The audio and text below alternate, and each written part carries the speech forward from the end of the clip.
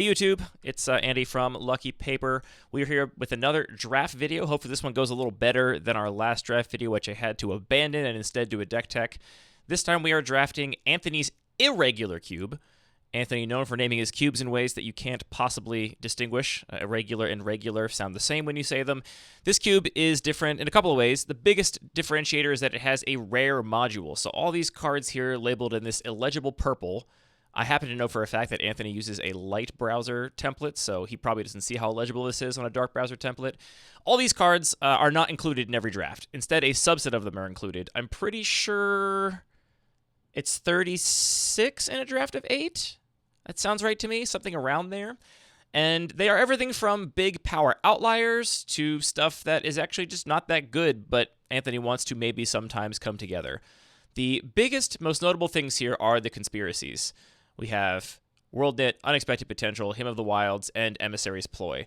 These are kind of broken, but I did draft a deck with 2 of these on the stream last time, and I didn't win all the games. So even though they're broken, you can still lose games of Magic, it turns out. Other than that, there is a blue-red, draw your second card a turn theme going on. There is a actual Saproling deck here, which is quite good. I've drafted the Saproling deck before, even without a big rare payoff to pull me in, and that deck was very, very solid. What else we got going on here? Just some classic Anthony stuff. Some classic, really good draft uncommons, basically, is what we're looking at here. Actually, I think, from my past playing this cube, I think the baseline cube, even without the rare module, is a little bit better than Anthony's regular cube. Just a little more powerful. So games are a little faster. There's definitely a higher ceiling on where the decks can be in this environment. So we will see how I can do. Hey, Zenith. Yeah, I know some people know the Irregular Cube. Not everybody does, so I'm just going through it briefly.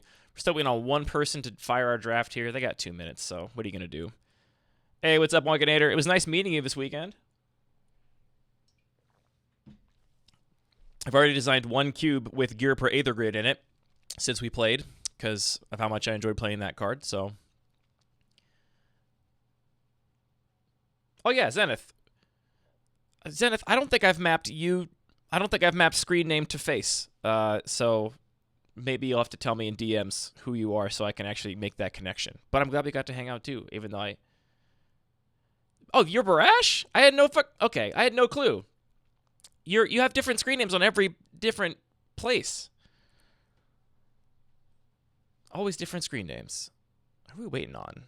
Bones, because we're just waiting on Tigger. I had so much fun playing Gear per Aether Grid. 1 sec, I'm going to bug the person we're waiting on, our 8th.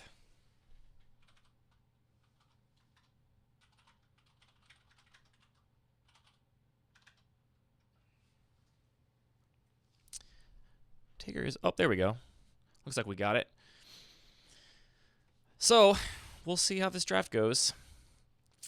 Hoping to get a broken rare card. Honestly, I don't really want to open another conspiracy because I will play it because that's correct to do it. But, we did that last time on the draft. It does really change the draft. So, maybe not the most transportable knowledge about the game to play with conspiracies. All right, here we go. We are off to the races. So, so the way that Anthony normally collates this, we don't have any idea if any of these are rares, and they're not indicated in the actual draft. From a quick glance, none of these are standing out as huge power outliers. Glenhorn Buccaneer is very good, but there is a discard madnessy deck, draw 2 cards deck here by default. Rise from the Tides is a build around. It's definitely a payoff for a certain type of deck I like playing. Rancor also jumps out at me as a very powerful card. So I think here it's between Glenhorn Buccaneer, Rise from the Tides, or Rancor. A different kind of drafter might just start on an Addercar Wastes and see where the draft goes. But I think it's one of these. Oh, boy. You know what? I've played with Rise from the Tides and Rancor quite a bit. I haven't actually cast Glenhorn Buccaneer that much. So I think it's going to be Glenhorn Buccaneer. I agree. I think Rise from the Tides is a little more beloved than it is powerful. But it is beloved. I like to have fun. Okay. Here, got a Basking Root Walla. I can go full on into the Madness deck. What are the actual good cards? We have Black-White Bounce Land, Unearth, Temple of Malice, Sap Herd. Okay, Primordial Mist. That has to be in the rare module. That card is really powerful. It does feel like an outlier to me. The thematic card to take would obviously be Stromkirk Occultist, but Mist is just such a powerful card, and I'm not married to my first pick. If this was my first pack, I would take Mist, and it wouldn't be close. So I'm going to do that, and we'll go from here. Irregular just means to Anthony that it's different from different motivations than his regular cube. Why is this sorted by CMC 002? What's going on here? I don't know why it won't seem to let me. Columns, more columns. There we go. Give me more columns. Beautiful. 0, 1, 2, 3, 4. Okay, that makes more sense. Yeah, so irregular in the sense that it's got the rare module, and irregular in the sense that it's otherwise different from a lot of his typical cube design goals, is I think where it comes from. I know Alex H is new to this cube, so maybe reading some of the cards a little bit more carefully than the rest of us who are just jamming. Okay, so Deep Forest Hermit jumps out of this pack to me as a big power outlier. I think Clarion Spirit is very good. I think everything else here is pretty forgettable. I never draft 2 5-drops back-to-back like this, but I think in this environment, these power outliers are big enough power outliers that it's worth doing it. I'm not sure what combination of these 3 cards I'm going to play yet. I'm going to stay pretty open, or try to stay open, but I think it's going to be Deep Forest Hermit for me here, just on raw power. The card is just, I think, a lot better than everything else in the pack, and also just wins the game on its own. Doesn't need any support or synergy or anything like that. So yeah, let's do a Deep Forest Hermit. What else seems open here? I mean, kind of a late Clarion Spirit. We're on pick 3. I guess nothing's late yet. We're only pick 3. Who knows? I'm going to take that card. I love Anthony, but his branding of his cubes makes it so hard to tell people what's going on with them.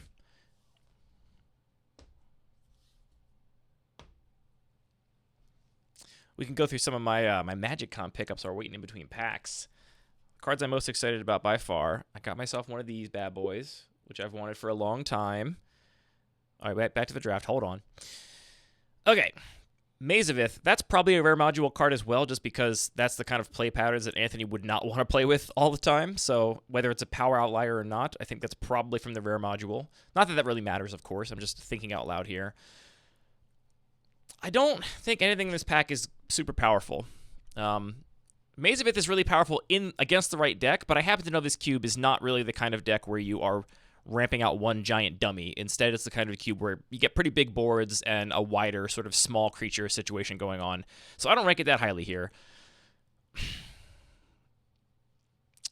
Honestly, so like Teferi's Time Twist, that's a combo with Deep Forest Hermit. I could maybe just take Waterlogged Grove, which I think is probably what I'm going to do over Azorius Chancery, just because I do have a blue and a green card so far. I don't have a white card, so this is kind of a one-color Karoo instead of a true bounce land. So, yeah, I think just the fixing land, and we'll see what happens. Another blue-green fixing land has come along, so we might be abandoning our first pick, which is fine. That's not a problem. We haven't seen any real playable red cards coming by, so I would predict that some combination of Alex, Tigger, and Adam are in red. This is actually a great payoff for the Saproling deck, the Spore Sower Thallid, which I could end up having a deck that relies on some Saprolings, but I think here none of these are big enough pulls for me to take anything but the fixing land, so I'm going to do it, and we'll have good mana maybe. Okay, now we're getting good red cards all of a sudden. Lightning Axe and Shock are very good red cards, in my opinion. Shifting Shadow is a cool one. This has to be also a rare module card. Basically, so it gives it's an aura. It gives the creature haste, and at the beginning of your upkeep, you destroy it, and then basically cascade into another creature. You can have it in like token making decks and do like kind of a polymorph kind of thing, or you just like randomly kind of shuffle through your deck and get big creatures, which is pretty good. I'm on one of these red cards here. The green deck and the red deck have some reasons to discard, so I actually think I'm going to take Lightning Axe over Shock. And, if we get the right fixing, I'll be happy to be full teamer here. I don't need to be just 2 colors. All right. Quickling is a combo with our Deep Forest Hermit. Saproling Migration, Mutavault, Irregular Cohort are just fine cards. I am not looking at a Doomscar with my pool so far, or an Irregular Cohort, let's be honest. So I'm looking at Quickling, Saproling Migration, Mutavault. If I do want to play 3 colors, colorless lands become a big liability. I think I value a 2-drop pretty highly here, and there are some powerful things to blink with Quickling, so yeah, let's take that. So right now we're still kind of keeping ourselves open. I would say we're probably playing at least blue-green, given we have these 2 lands. We don't have to, but it feels correct to be playing blue-green, given that we got both those lands. And the question is, how much red can we play? And I don't know yet. I would probably not give up a solid playable blue or green card at this point for a really good red card, but I would give up, a replacement level blue or green card for a really good red card. All right, so here, the things that jump out at me just in a vacuum, Living Death is a huge build around. That's definitely a rare module card. Extremely high ceiling on that if you can mill yourself for a bunch and then kill all your opponent's creatures and bring all of yours back. We are not anywhere near doing that, so someone's going to get that late and hopefully do something sweet with it. For us, it's either going to be a Claim the Firstborn, Dimir Aqueduct, or Snakeskin Veil. Somnophore is really cool, but I don't think very good. This is the key art for the cube because of how sick and weird it is. Snakeskin Veil is fine. I'm not excited about it. I'd rather just have a bread and butter threat at this point, but it's fine. Back to the pack we opened, so nothing of real note is remaining. We have Misfire Weaver and Heart Warden. We have a lot of expensive spells already for my tastes, so I'm on this Heart Warden, which is a mana dork I also really like because you can just cycle it in a pinch, so I'm pretty into it. Anyway, got the Future Sight Tarmogoyf. This I'm very excited about. Ever since I added this to my cube and discovered that it was playable, I've wanted this because I think it's so sweet, a little piece of Magic history. This was my big acquisition. I dumped a whole stack of Binder Chaff into this bad boy, which I've wanted for so long. I'm very happy with that. Back to the draft. Okay, so Yavimaya Sapherd is exactly the kind of just generic beef that I referenced I wanted when I took the Snakeskin Veil. So I'm going to take that. That's perfectly fine here. Shivan Meteor is cool, but not what we're looking for at this point. So yeah, the question is, are we playing red cards? Let's put another column here. Let's put the red cards in the sideboard for now. I assume we're not playing them. Get rid of this column.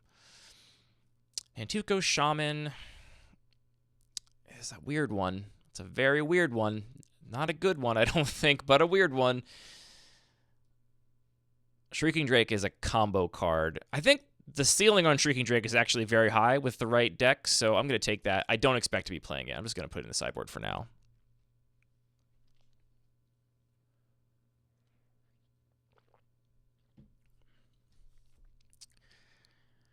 I would say so far, we've got decent fixing, and we've got some really good bombs. We don't have a functional curve or a reasonable distribution of threats or any answers for anything. So blue-green tends to be an answer-like color combination anyway, but that's why I'd like to have some red in there ideally, but double red on the Buccaneers is going to be hard if I'm also planning on casting double green spells. We're a little bit flexible, but also... All right, so Time Twist, to lean into those combos, we do have now Sapherd and Deep Forest Hermit. You can also Time Twist a manifested token with Primordial Mist. I am 95% sure. So you can flip over a creature that way. Or we're going to take a Fertilid. I don't think Fertilid is getting there. So let's try and build around Time Twist, I guess. Let's put it in 2 columns. 2 rows, rather. Great. None of these are going to see play. Let's cut that. Who cares? If someone's going to play Grave Scrobbler or Whisper, I want to let them do it because it's cool. I'll let you do the cool thing. That's my motto. Gingerbrute, it's not out of the question. And then we got this Excavating Anerid back. I really don't want to play another 5-drop, and that's not anywhere near as good as my other 2, so Hopefully not going to be playing that one. We will see. Most important thing so far is that the draft is going great and nothing has broken, which I'm very excited about. All right, let's take a look at this pack. So in our colors, we have quite a few options if we include red. We've got Loathsome Chimera, Dire Fleet Daredevil, Think Twice, Wild Mongrel, Temple of Epiphany, Insolent Neonate, Blood Mad Vampire. Lingering Souls is the biggest power outlier in this pack, but again, we are not anywhere near drafting that deck. Who are we passing to? We passed to James and Anthony. Those are the two people we're playing on stream, so one of them maybe going to have Living Death in their deck, which could be cool. So here I think I'm just going to take the fixing.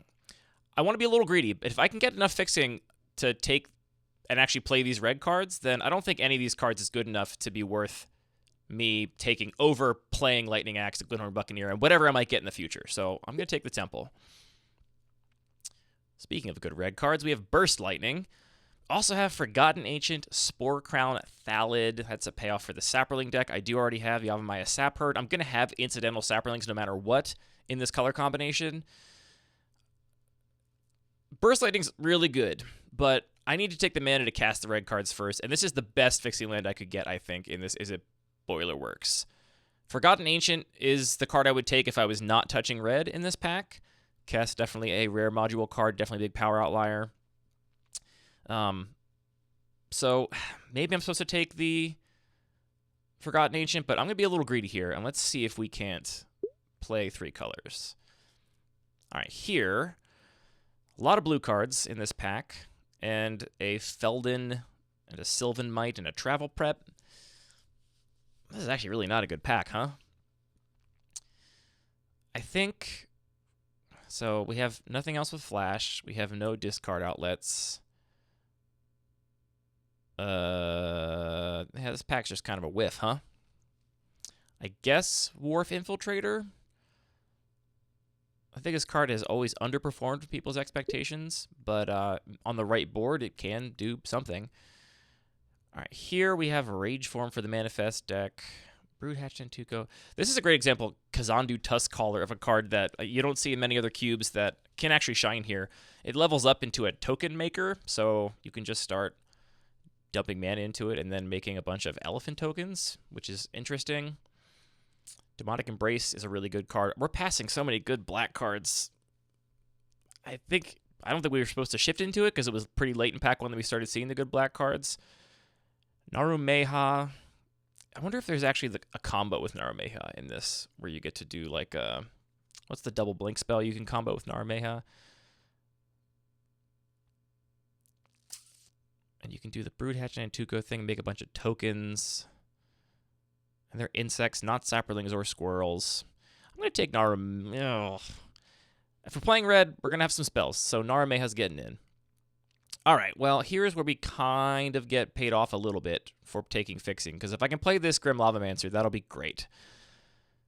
These cards are also a lot better than the cards we just passed. I would really be happy with a Manowar. I would probably even play a Drake Haven at this point, even with no discard outlets. I would try and find them to make that card good, because I think it's worth it.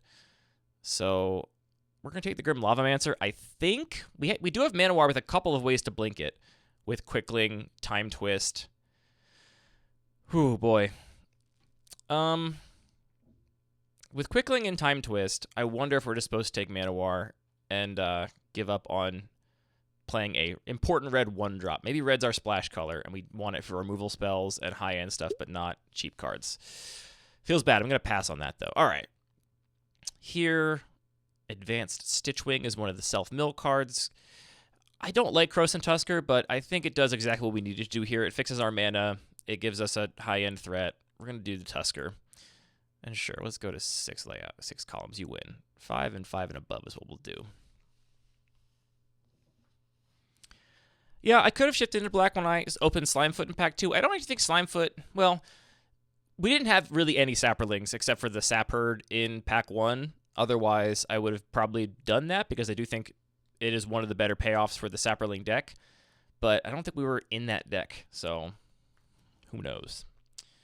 What other pickups do we have from this weekend? Got a Planar Chaos Damnation 2. More little like fun history of the game tucked into that one. The color shifted frame.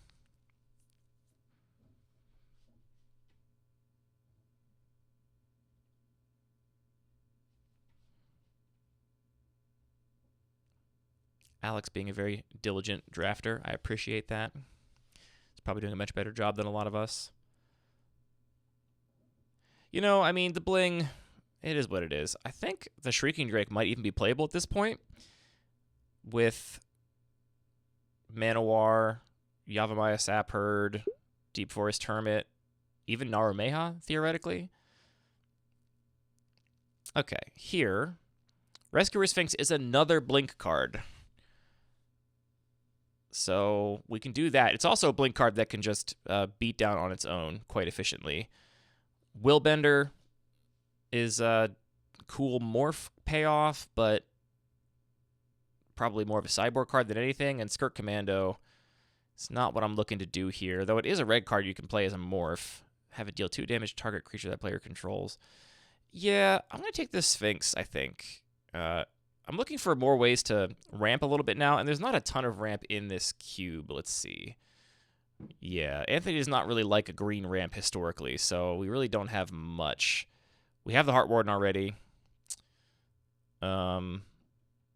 Yeah, not really seeing any ways to ramp. So I'm just going to be playing lands very fairly into my 5-drops is the plan, which might be able to get there. We'll see. I definitely have some powerful combinations of things here. Narumeha's not getting there right now. Very few spells, but kind of a speculative Narumeha.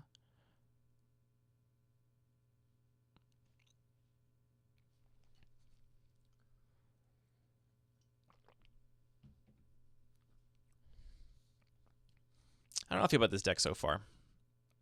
I don't feel amazing about it. I do think that Hermit and Mist are 2 extremely powerful cards that will carry us a fairly long way. It's actually kind of cool with Rescuer Sphinx. I mean, Primordial Mist already has the built-in ability to exile a card to cast it, but you can also just bounce it back to your hand with Quickling or Rescuer Sphinx if maybe they get rid of the Primordial Mist, which could be kind of cool. What are other good ETBs? Let's do this.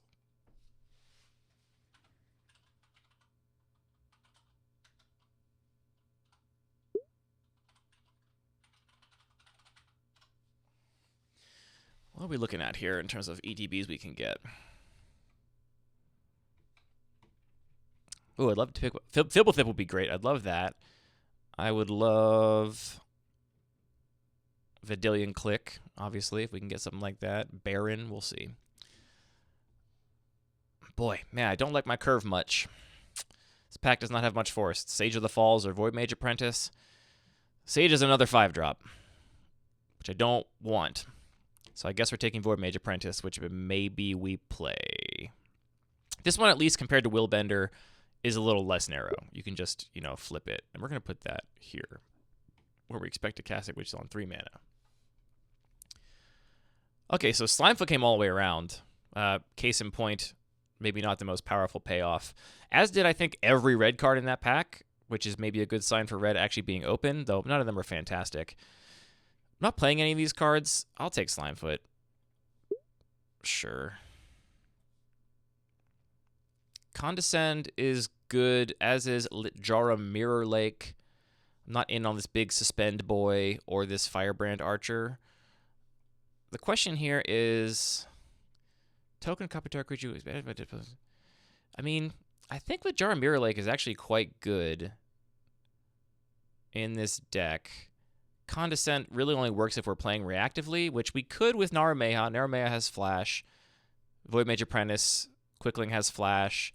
We actually can play at instant speed a decent bit, so yeah, let's get Condescend in here. Retraction Helix, Sylvan Might, Travel Prep. Don't think we're going to play any of these cards, but we'll take the Retraction Helix, I suppose. Curious what that is. Oh, man. Boy, that's too late for a Demonic Embrace. Sorry, no one's going to get it. Into my sideboard it goes. All right, so we have Brine Elemental, part of the Pickles combo. I think we did. Did we see the other half of the combo? I think we might have, but I'm going to take the Censor here. Planning to mostly just cycle it for 1. Maybe get somebody sometimes with it. Sure. Take black cards in case we get just like maybe fed Saprolings and black fixing in pack 3. Really seems unlikely, but I need a lot of lands in pack 3 to make this mana base work.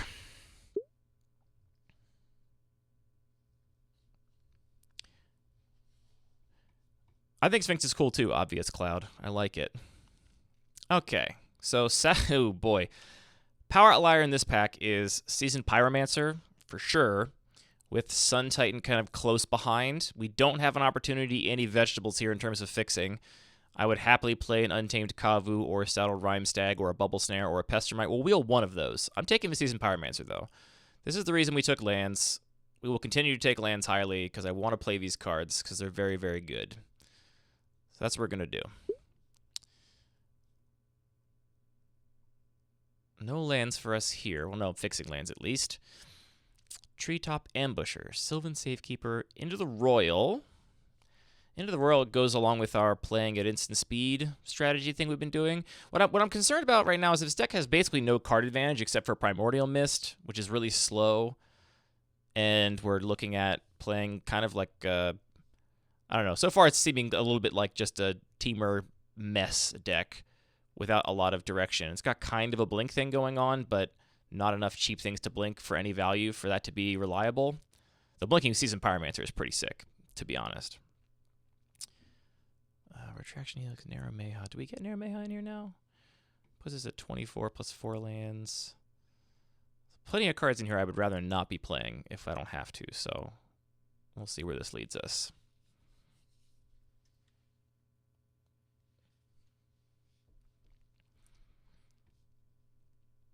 What are the gold cards we could maybe get? Let's reset these filters. So we're looking at Gruul gold cards. There's only Assault and Battery. I would love Assault Battery. That card's great. And Rada's a rare card. Pretty unlikely to see that. Is it Sprite Dragon, Mystic Retrieval, and Thousand Year Storm? Don't really want any of those. Simic, only rare cards, and they're Tameo and Fathom Mage. I probably wouldn't even play Fathom Mage. It's a 4-drop, right? Yeah, I don't think any of those cards are good. All right, we have a chance to take a land. Ooh, there's also Patient Rebuilding. Oh, no. And Oracle Mold Die is also very good here, to be honest. This pack is really good. So now we face an impasse. What's better? All of the red cards that I can maybe cast with one more land, or just having Oracle or Patient Rebuilding?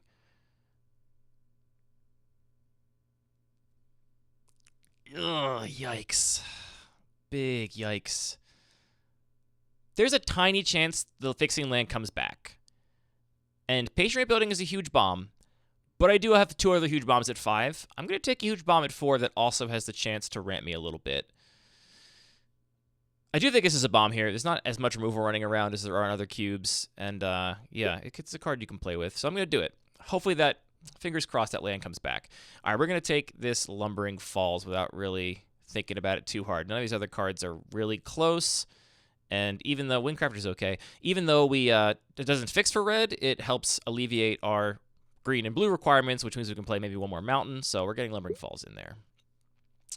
Then we have Anger and Wonder in the same pack. Rip.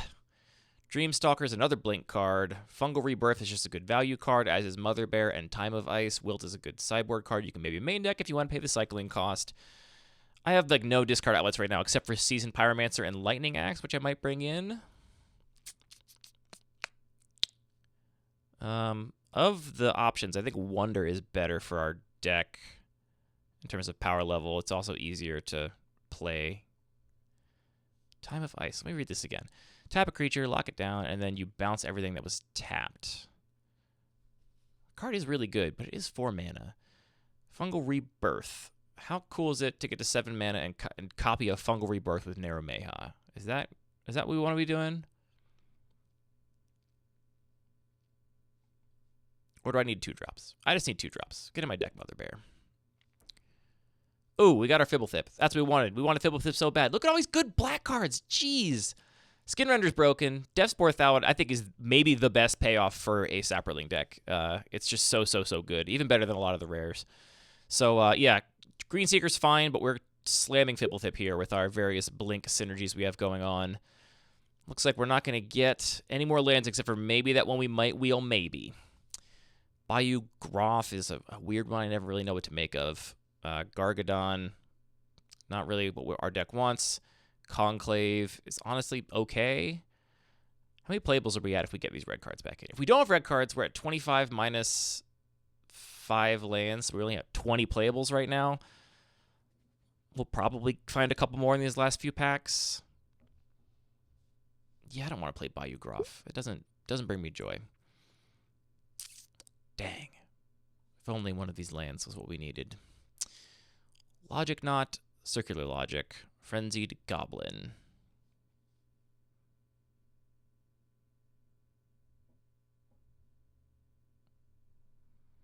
Machine Schooling. I think Seasoned Pyromancer is really powerful, even in this cube. It's definitely efficient, but I think it's also really powerful.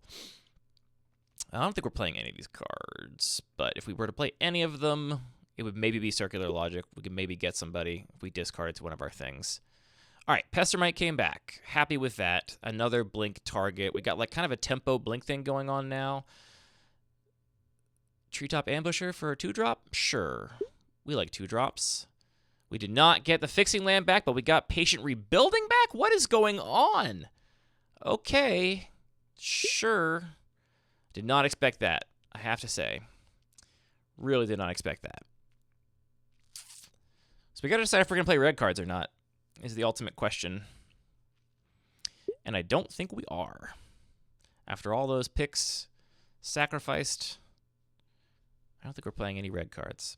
We did end up with a pretty interesting, I think, blue-green tempo deck. I don't love the... Oh, my goodness gracious. I don't know what's going on in this draft, people. I can't explain it, all right? I don't love our lack of card advantage, I think, is a bit of a problem. Again, our card advantage is in the form of Primordial Mist, now Patient Rebuilding, and that's basically it. We have some like card neutral plays, like I guess Flickering Fibblethip can kind of feel like a card advantage, but it's really not. Also, we're not playing Shrieking Drake with the way this deck ended up.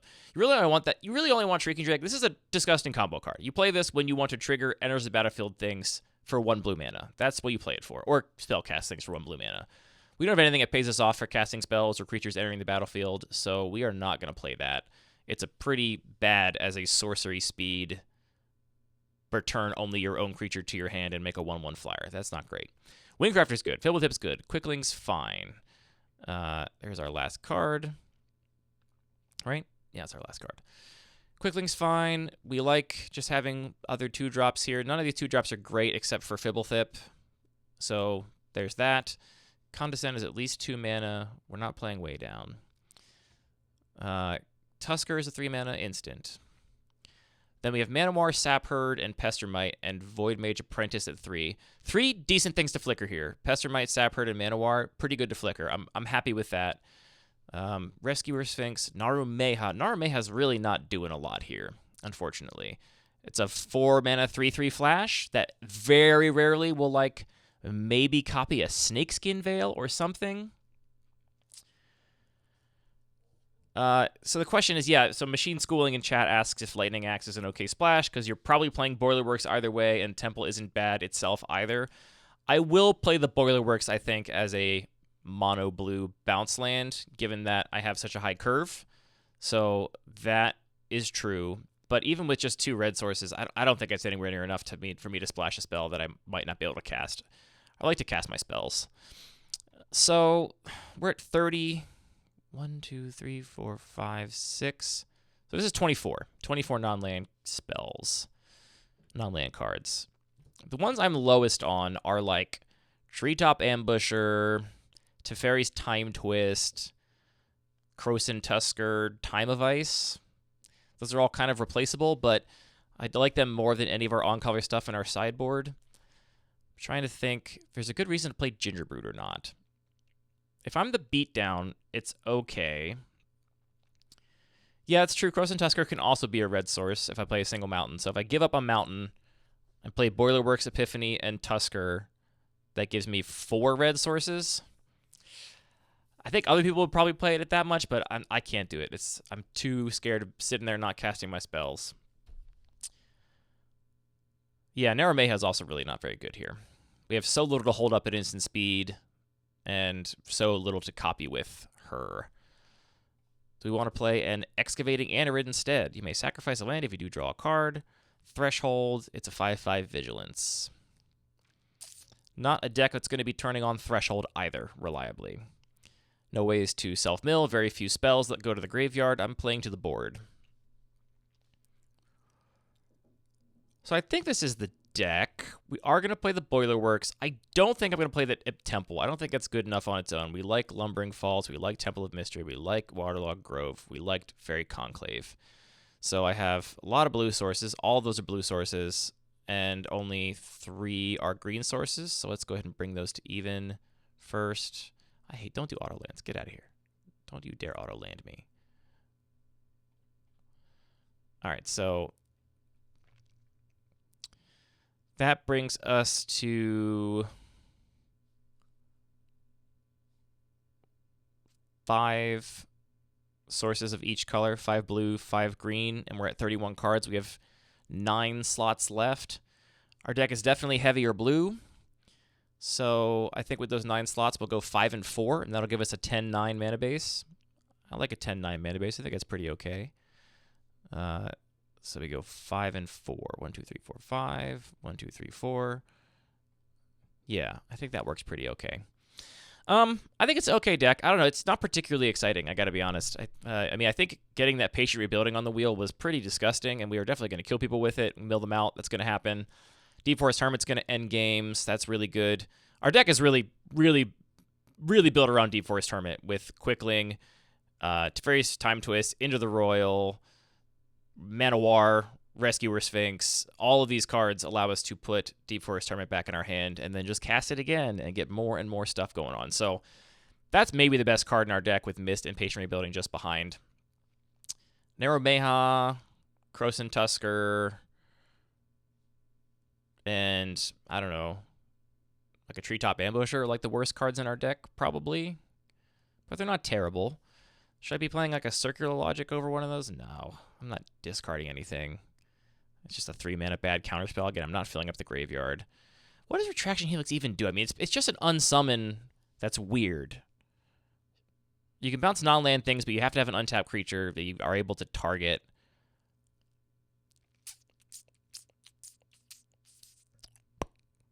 I don't think I want that. I don't see where I would use that. So we're playing Narrow Mayhem really is just a flash 3/3, which is fine. Whatever. Do I have another wizard floating around here? I don't think I do. Basically, oh, you're a wizard, so that would pump that. That'd be interesting. Oh, and also Wingcrafter's a wizard. I don't know. Maybe it'll come up. We'll see. We'll see in the games. Yeah, so that's the deck. That's the cube. We're going to build it like that. And we'll play these games on Monday on stream, so check them out. And if you're watching this on YouTube on Monday, we're playing them tonight on stream.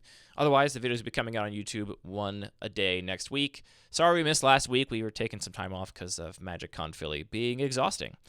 But yeah, that's the deck. Thanks for tuning in.